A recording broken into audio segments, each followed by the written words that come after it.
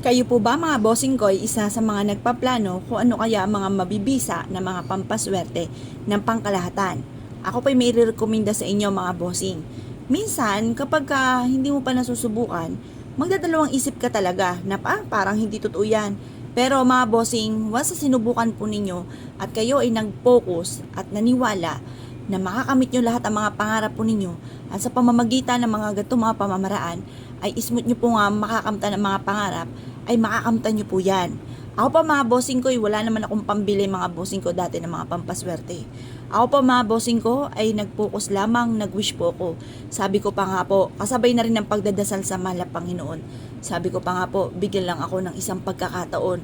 Hindi ko to sasayangin, lalo kong sisipagan, lalo kong gagalingan at kailanman ay hindi na ako laging namumblema sa mga ganitong mga pamamaraan. Lagi ako nagwi-wish na mabago ang takbo na aming pamumuhay.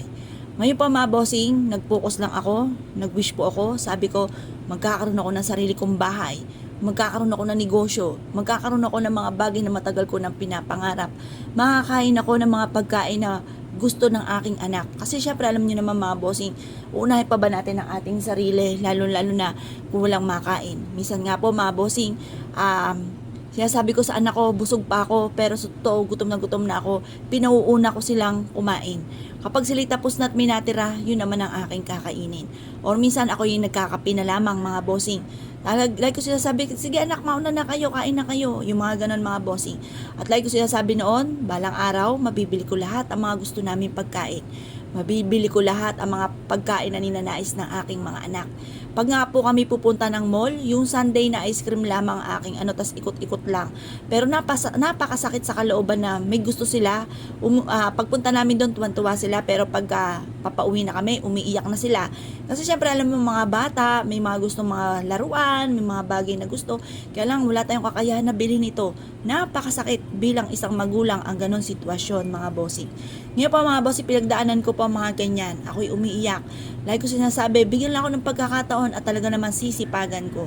Ngayon pa mga bossing, subukan nyo po ito kasi ito po ginamit ko rin pampaswerte. I-wish nyo po dito, ibulong mula sa inyong pong puso. Gamitin natin siyang amulet mga bossing.